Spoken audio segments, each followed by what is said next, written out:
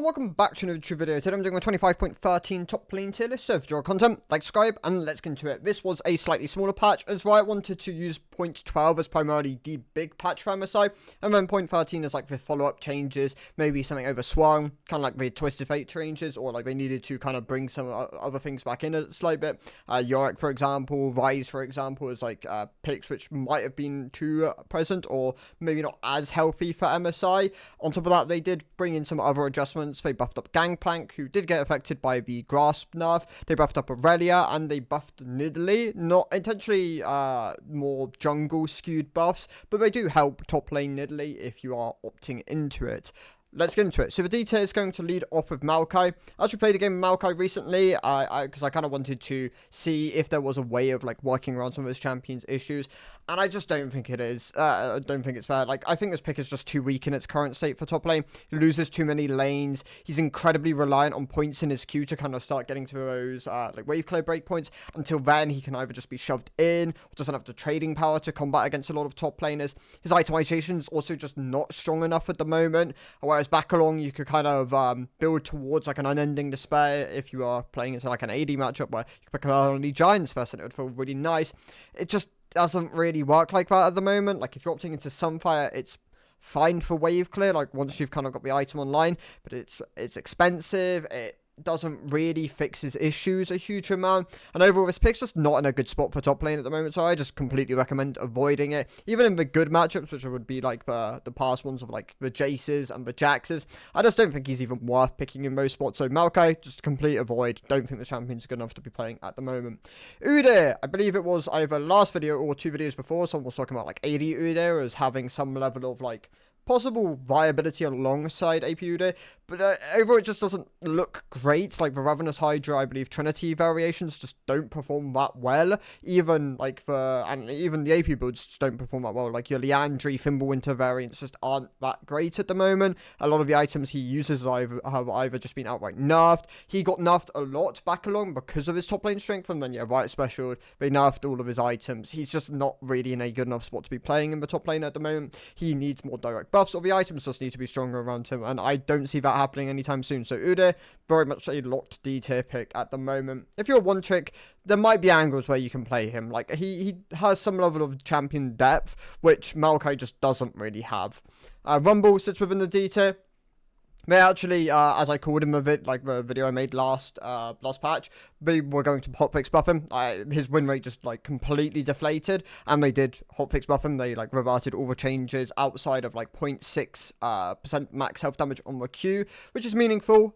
He did lose win rate still though. I don't really recommend him at the moment, albeit he probably sits as a high D tier option. He's still a decent lane bully, and if you can pilot and like monitor his heat well, I think there is like value to this champion still. Like, I imagine he will still see play at MSI, but for solo queue in his current state, I just don't really recommend him still. You could argue maybe he's actually just a low C tier pick, because there are still spots where you can play him and get value out of a champion, especially if you already played him. So actually, yeah, I'll leave him as a low C tier pick. I just don't recommend him for like any new player, or even just someone who is trying to climb at the moment and maybe has some mastery. You probably just want to look towards other things which are less of a time sink and just output better results in the current game.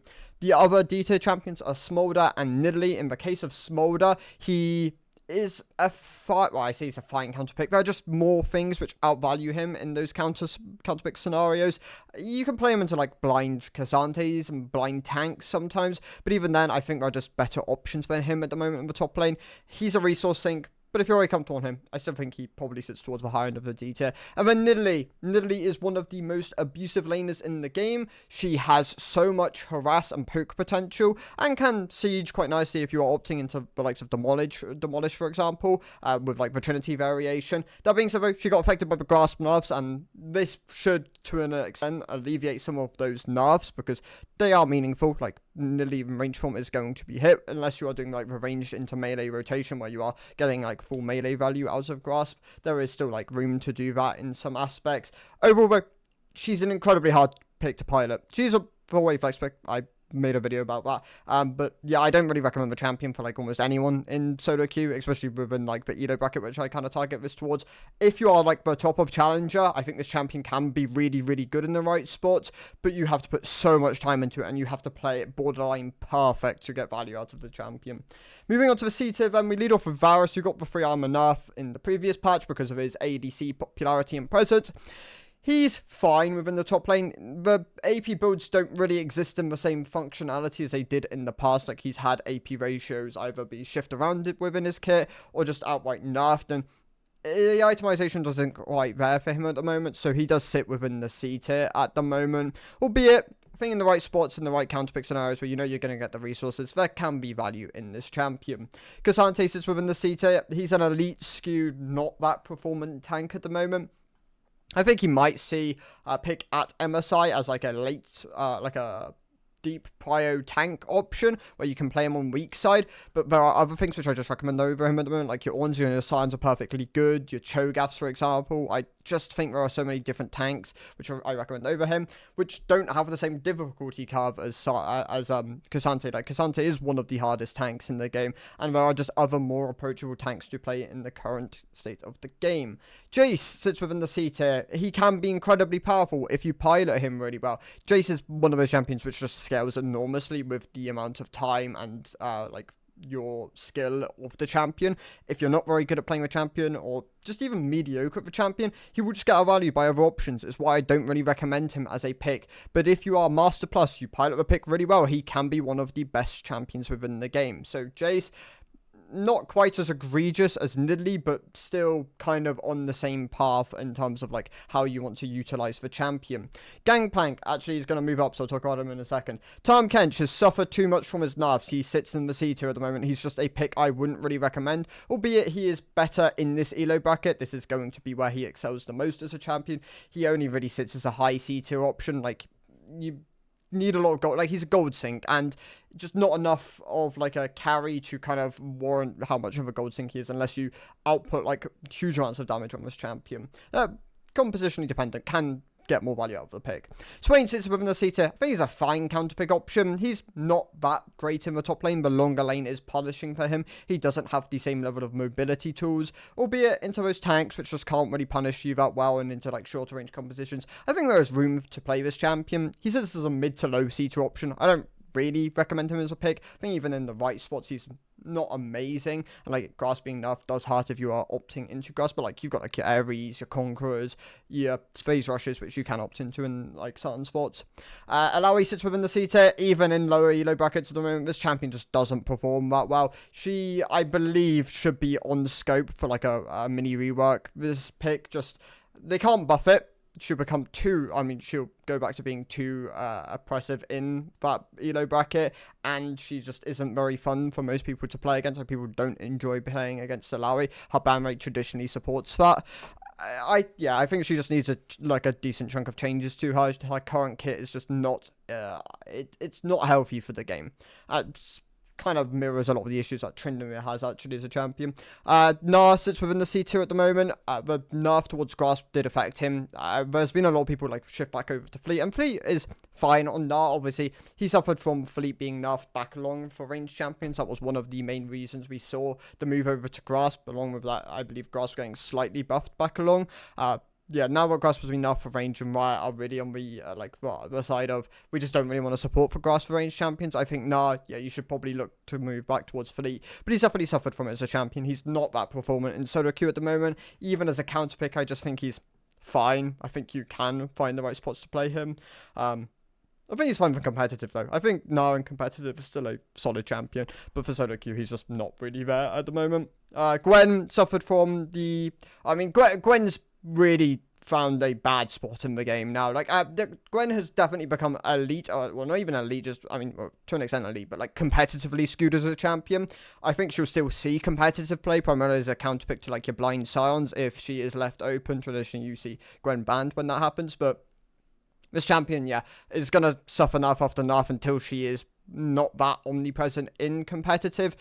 I don't think she'll find her footing in solo queue again for a while, unless they did a pretty hefty revert of kind of the direction they've taken with her, because she is still strong early on into the game. Even with a lot of the nerfs she's tagged in the right matchup, she can be very, very impressive. And she is just an elite skew champion with the way her kit wants to function. Yone sits within the C tier. He's been not doing that well as of recent. He's definitely struggled to find his footing. He's still popular and competitive, obviously, as like a mid lane option. Like, he's one of the best AD mid options you can opt into. And when the AD pool just isn't that big at the moment, Yone definitely still sits towards the high end. Like, your Jaces, your Tristanas, your Corkis tend to all be like present within competitive. But Yone for top lane, outside of counterpicks, I just don't really recommend him at the moment. He definitely suffered from the direct nerf to his W not too long ago. And overall, is just not doing that well in the landscape of top lane. Also moving down to the C tier is Vayne. Vayne has also just not been as performant over the last like couple of patches. She has the right, like, if you pick the right spots for her, she can still be valuable. I still think if you're a main of the champion and you play her as like a good counter pick option within your pool, I think there are spots where she can be very, very good, and give her gold, she will definitely be powerful within the game. That being said, though, if you're a one trick and you don't really play and you just play into everything, I just don't think this champion's as good at the moment. She definitely struggles into a lot of things, and she, as a champion, is just a bit below the bar. I think she can definitely struggle into some of the options if put quite far behind, or even just like not with the right amount of vision. Like, you need to an extent be able to just bully the enemy top lane, otherwise you'll just struggle on sides if you are like sometimes even neutral, but like if you're behind primarily. Tryndamere is the champion which leads off the B tier. I don't really recommend him at the moment, albeit there are spots where he can be quite good as a counter pick. The power of his like sieging combined with his ultimate can be very, very impressive in the right scenarios. He can definitely struggle in wrong matchups, so like if you blind Tryndamere and you play into something which can either neutralize you or can just outright duel against you, then yeah, he can definitely struggle as a champion. Right now, I don't think he's the best option to go to. I think he just sits as like an alright B tier option.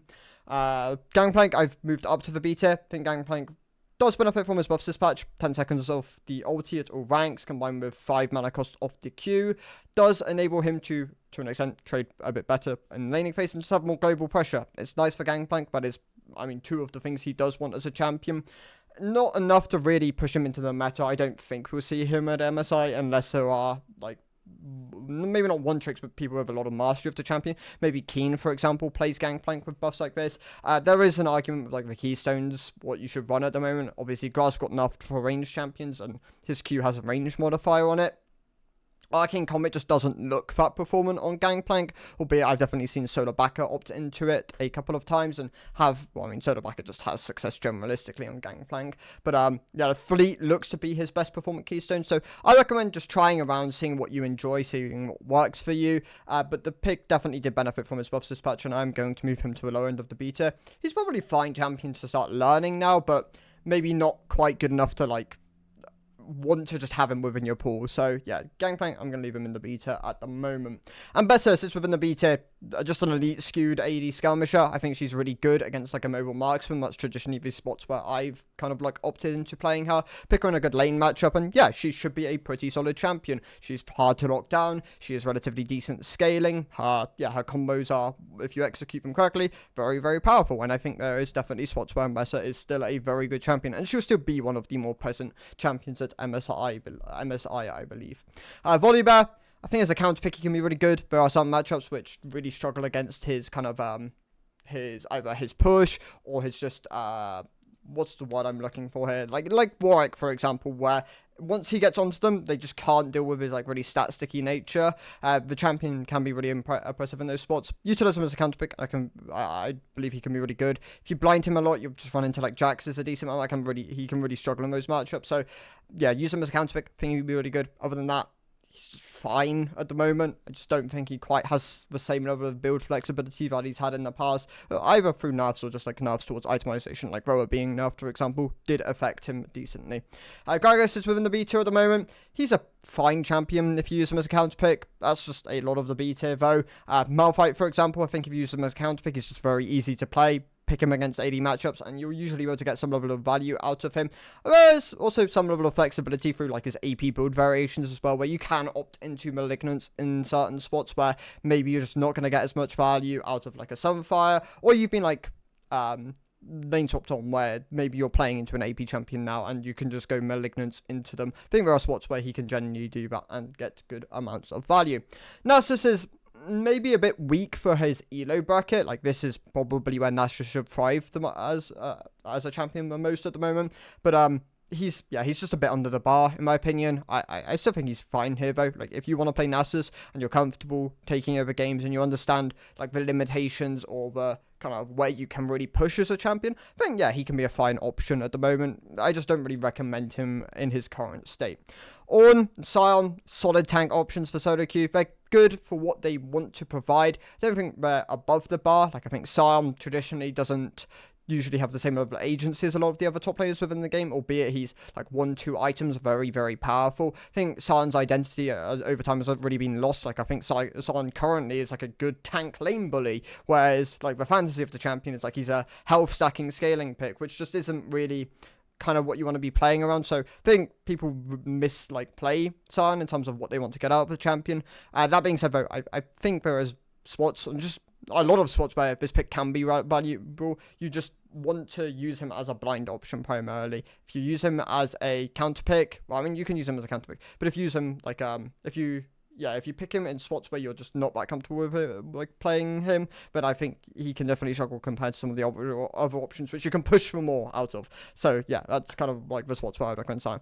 In the case of Ornn, he isn't as good at the moment. Definitely struggles into a lot of the top lane matchup pool. Albeit, you can get value out of your ornaments. That's traditionally why you want to play a champion like this, combined with his long-range engage, where if you're playing alongside like an enchanted support, this pick can just get more value out of it, because you need tools elsewhere, and Ornn can be a good way of getting tools elsewhere. So pick him in those spots, and I think you can also get good value up the champion. But right now, I'd say they're like B-tier options. I don't recommend tanks as much at the moment, unless they are like blatantly overpowered, because they do traditionally just have less agency than some of the other options, and you kind of use that as like a sandbag in a way. Like, I'd recommend having maybe a tank within your pool, but having like carry or higher agency options. Camille sits within the B tier at the moment. She's fine as a counter pick. I don't really recommend blinding this champion. She's just not strong enough to do that at the moment. But if you pick her in the right spots and you're comfortable playing her, then yeah, I still think this champion can have value. If you don't already play her, it's probably not the right time to learn her, but she can still be valuable if you have her within your pool. Yeah, so I think it's also a good counter pick option. Yeah, I mean, if you want to learn him, you want to learn him, and you can pick him in certain spots where maybe you have a knock-up within your team, or he's good within the matchup, and that is kind of the spots where you want to be playing Yasuo. Sylas, a good counter-pick option. Not blindable by any means. I think blind Sylas is really bad within the top lane. There are just a lot of champions which can either just not really enable him to get like a snowball going, and he can hurt team compositions if you just don't have some level of like more durable front line within the top lane.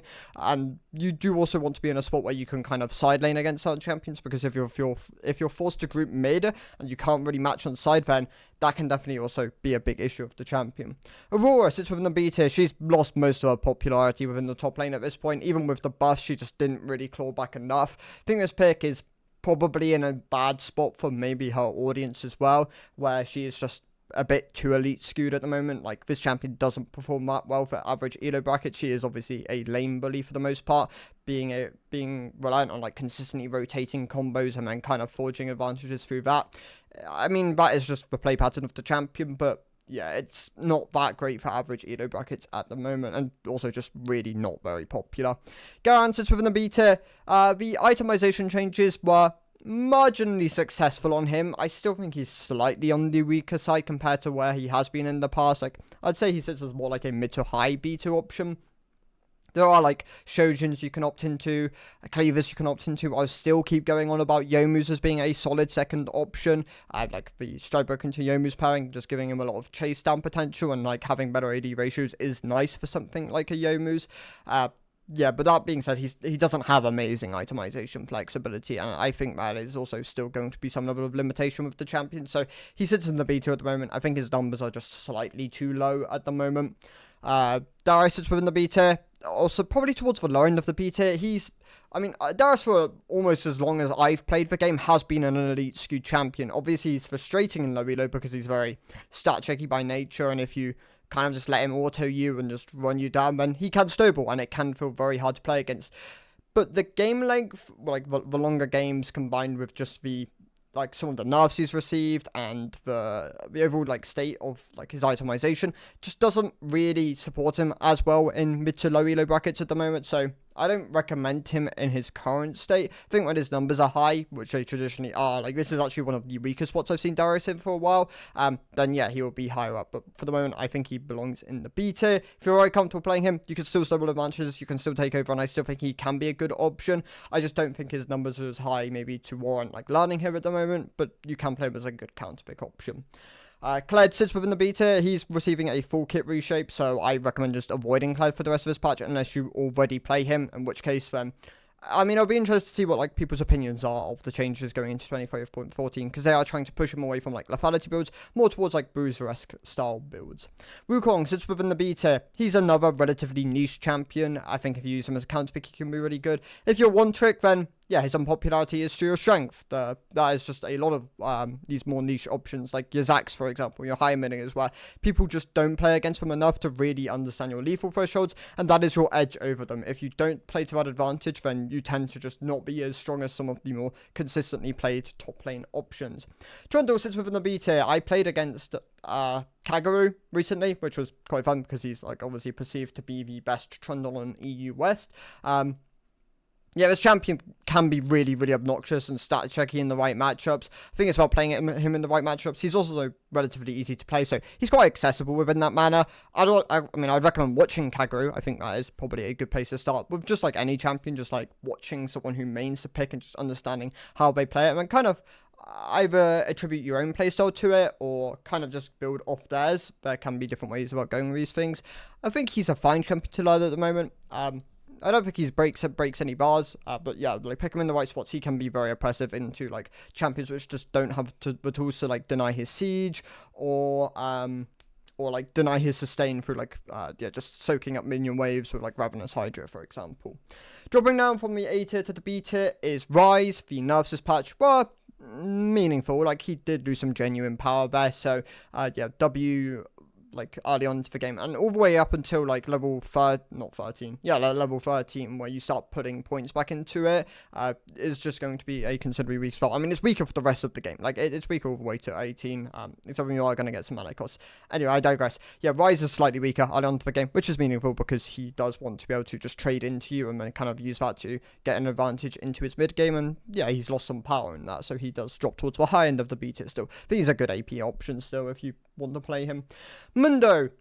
Mundo's a weird one. So Mundo I have in the A tier. I think he's a high A tier option. That being said though, I think people have started overplaying for a while people have been overplaying Mundo in matchups where he just isn't that good.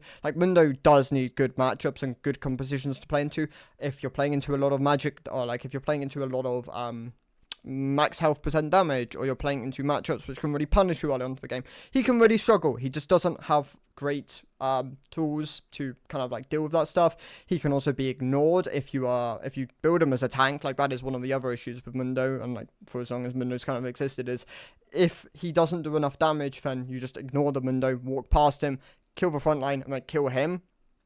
But the Alois, Warmog's, what's that? Heartsteel, Titanic build does give him a lot of burst potential, and that does make him a lot more threatening. So he definitely wants to play into that. You want to play him like a scaling juggernaut more than anything. But if you play him as a tank, then yeah, he does have some limitations as well, where if you are opting to a spirits, a Randwins, and an ending maybe, then he will definitely struggle dealing doing some of the things which maybe some of his other builds kind of enable him to do.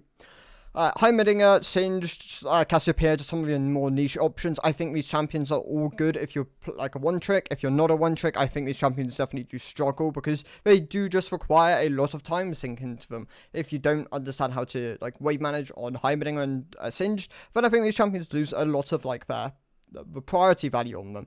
Cassiopeia, you need to be able to kite effectively and just understand the kind of how you need to play this champion, because if you don't, then yeah, she also loses a lot of her power budget. Teemo sits within the A tier. I think he's just a fine scaling with some like level of lane bully capability early on, like as like a champion. Like I think this pick does just have a lot of tools within its arsenal at the moment. That being said, though, you still want to play him as a counter pick. I think if you blind Teemo, he will struggle. Play him as a counter pick, and he can be really valuable. There's a lot of Teemo OTPs out there which I'd recommend just checking out, like Rami Aura, for example. Alan still plays Teemo, I believe, every so often. Maybe not as much anymore. I don't believe I've seen him like pop up, but like there are the resources out there for you. Zach sits within the A tier. I think as his pick rate's kind of gone down, people have kind of maybe not forgotten, but don't really know how to play against him quite as well, and that's to his strength. So Zach has gradually been getting better as a champion, which is quite funny to see. I think he's a solid tank option. He's like the niche tank option within the top lane. He's good Maokai.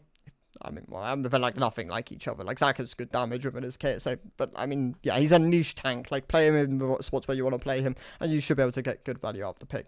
Aurelia, I probably should have dropped her down to the B tier a while ago. I mean, I think I might have even moved her up at one point. I don't know. Aurelia just like been flip-flopping around. I think this pick is really good if you put a lot of time to her, and the buffs this patch were massive for her. They are early game skewed.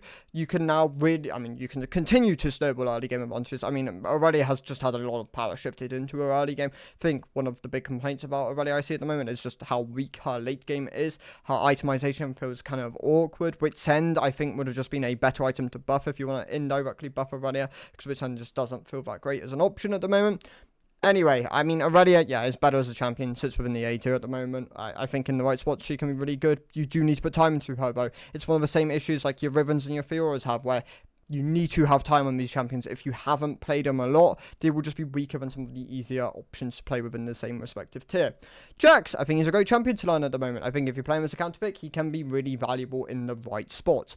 Aatrox, I also think is a really good counter pick. That being said, though, I think people are still experimenting with his builds. I've seen all sorts. I've seen Shojans, I've seen Eclipses, I've seen Cinder Skies, I've seen Hubris Rushes, I've seen Voltaic Rushes. There's so many different ways you can build this champion at the moment, and so many different keystones. Like you see your Conquerors, your Electrocutes, your Comets, your Grasps. There's loads of different tools to opt into. I think it's about finding your stride and finding what you want to play on this champion and how you want to go out playing it. But I think he's good. I think he's got, like, that flexibility is to his strength. Like, having loads of different tools, like opting into more damage, durability, does just help the champion. So I do have him in the A tier at the moment.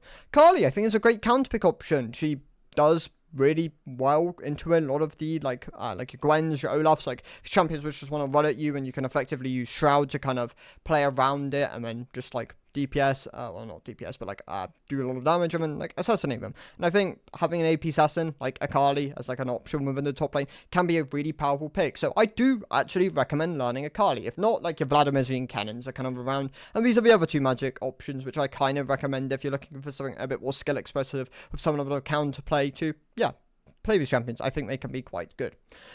We also have Quinn within the A tier.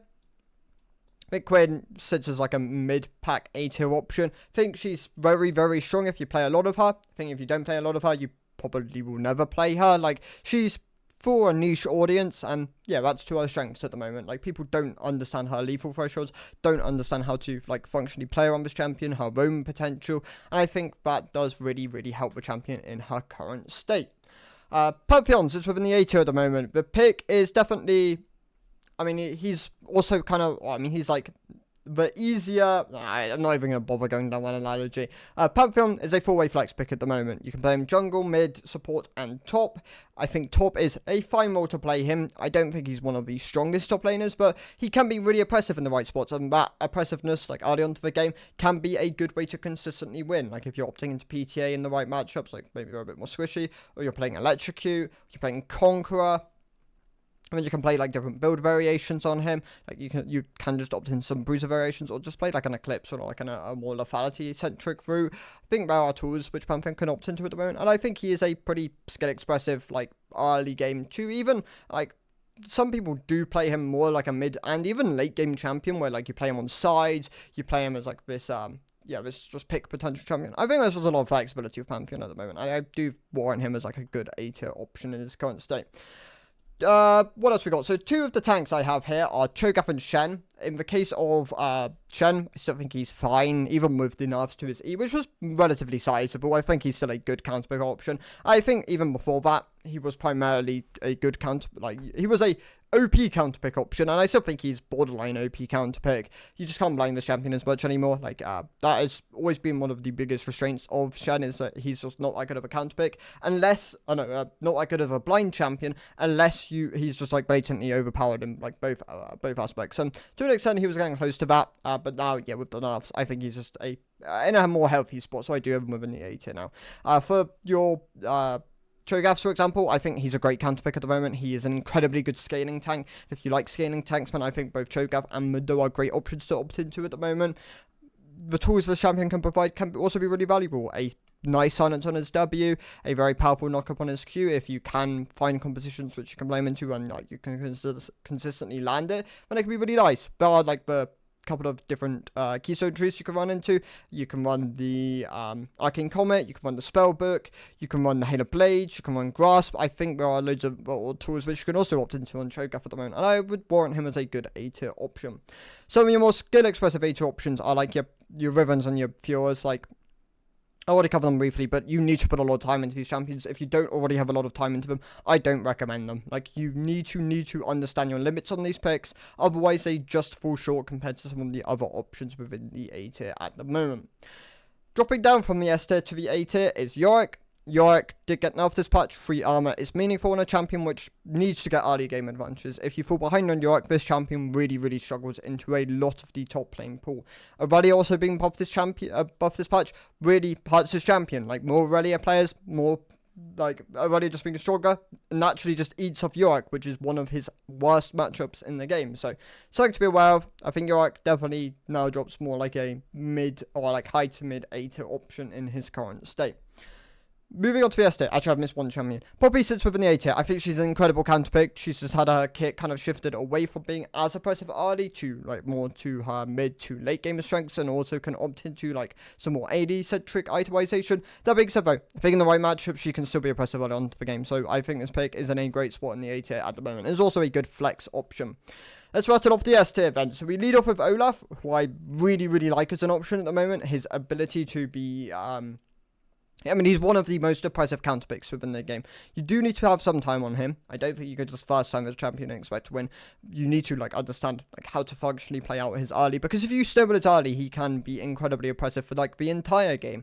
Just the tools this champion can provide to a team composition where you can just run at someone and they just stat check them, or you can completely 1v9 fights if you're playing alongside an enchanter. I think this pick can be really good at the moment.